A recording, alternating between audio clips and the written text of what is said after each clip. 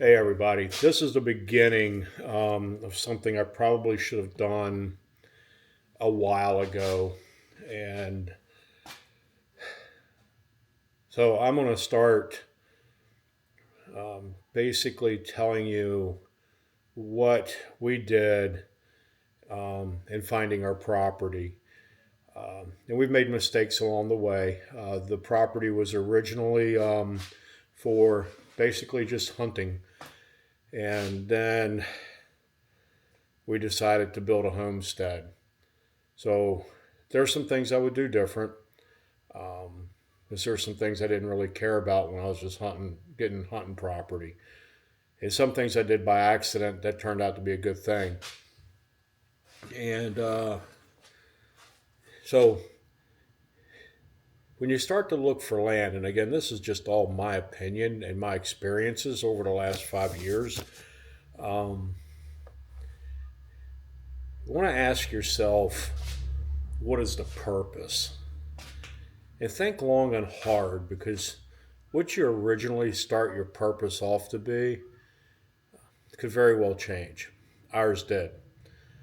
And now ours is going to be a homestead and some hunting area as well. Ask yourself, do you want the property to already be cleared? Do you plan on clearing it? Meaning, are you going to rent the backhoe, the excavator, and figure out how to use it to take down the trees? Or are you going to pay somebody? And I'm going to tell you, I was really shocked at it's expensive, but it's not as expensive as I thought it was going to be. Um, when it's all said and done, I will have a video on the about acre and a half that we've had cleared out so we could have some livestock.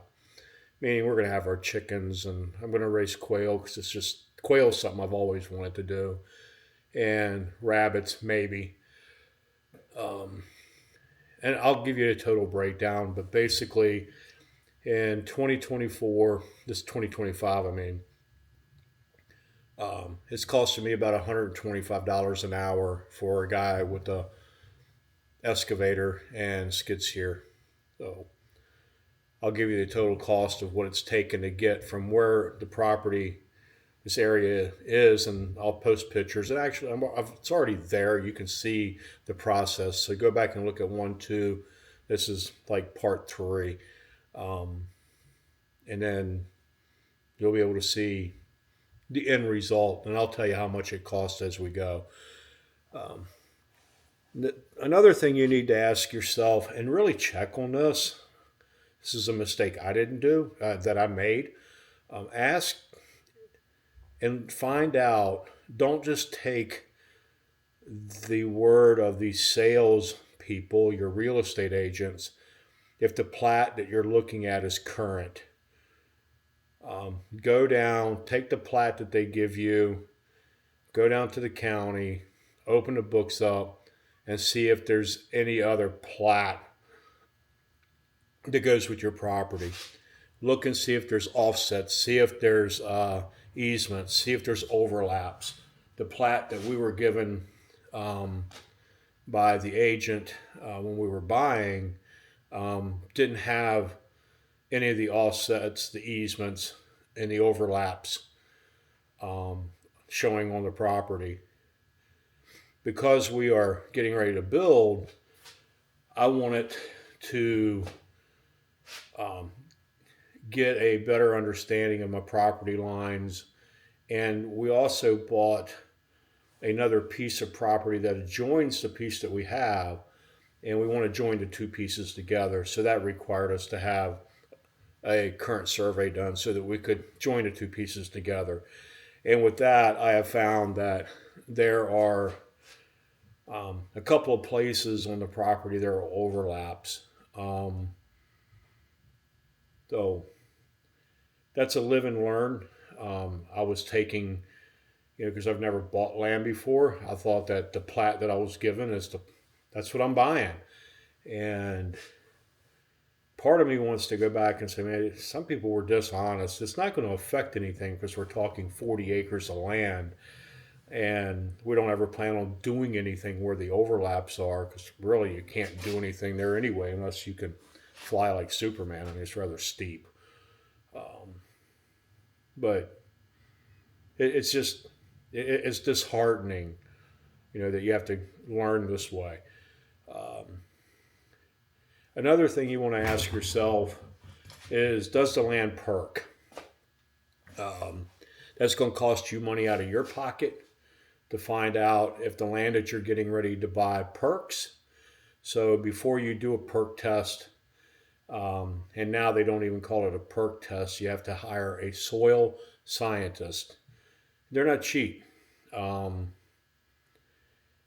Depending upon where your land is located, you're looking at $1,500 to $5,000 just to get the test done. That doesn't mean getting your septic system. That's not the price for your permits, from the health department.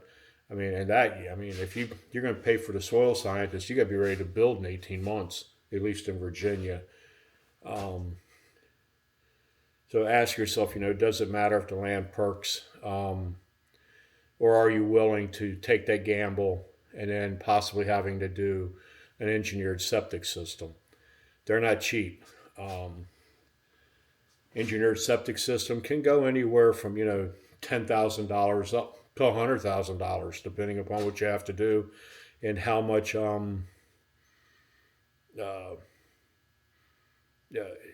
just how many people are going to live in your house and so on. There's a lot to it. Next question. This is a big one. Electricity. I don't hear I'm going to do mine off grid. Go for it. Be my guest. Good luck selling it. When you're looking at land, you're going to find land has electric. Okay, that's cool. Locate it. We bought two pieces. Both pieces say that there's electric on the land. We had to hire somebody to come out and find where it was because nobody knew where it was. And it was all the way on another side of the property. So we're having to pay to run the cable from where it is, dig a trench 900 feet, to lay cable to where we're going to build. Anyway, what I'm getting at is in this whole process, we looked at some property because I was like a lot of people, I want to get out and away as far from civilization as possible. And I looked at one piece and it said electricity available.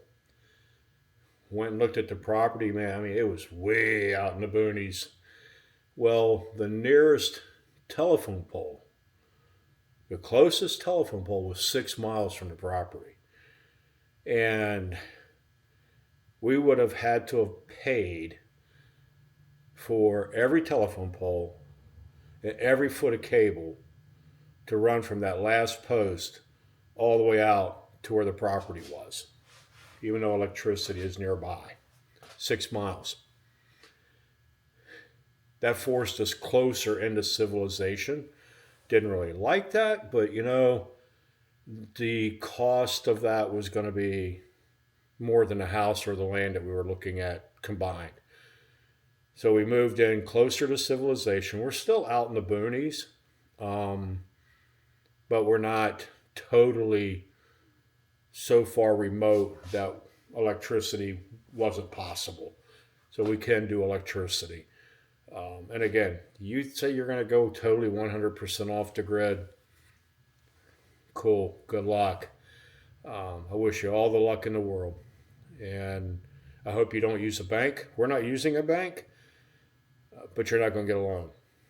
And then you're not going to get insurance on your house, and you're not going to get insurance on your property. It's all a gimmick and a racket. So just try to, be reasonable ask yourself as you move forward and looking for land, decide what you're willing to negotiate with yourself. Meaning, what are your must haves and what are you willing to do without? And we weren't willing to do without electricity. We weren't willing to do without being close to a hospitals. I mean, hour away. Grocery stores 30 minutes away.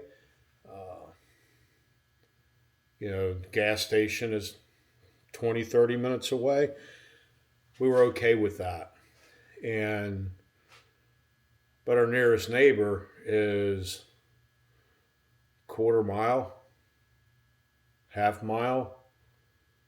I can look down off the property and see um, things. I need to stop and take this.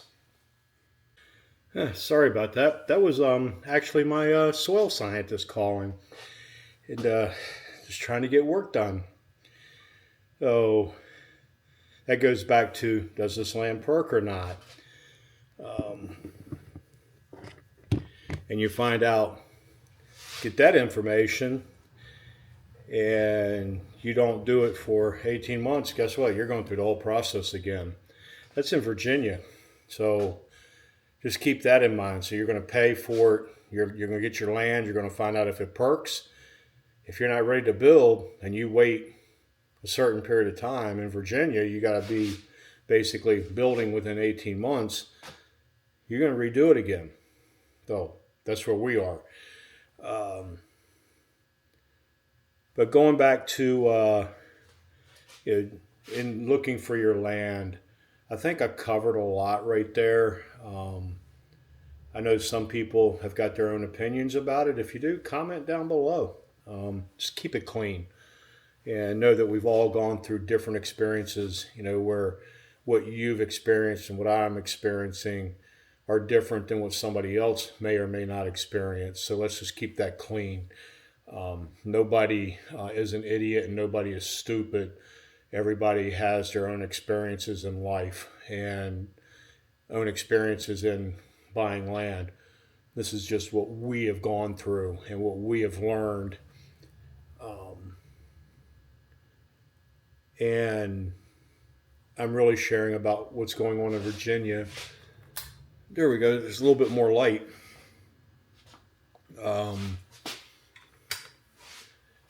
And,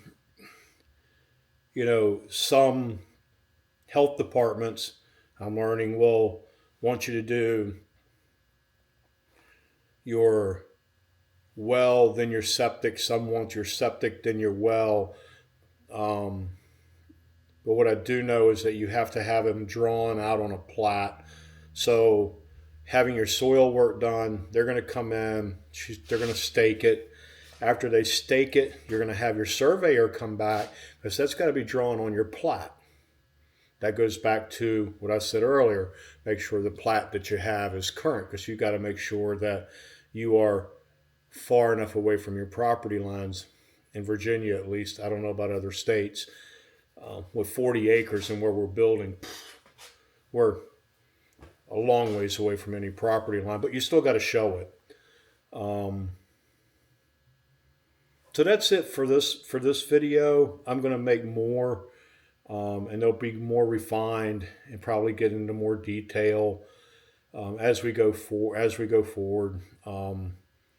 If you want to see about the clearing of the little 1.8 acres, 1.9 acres, the video's over here. There's a couple of them.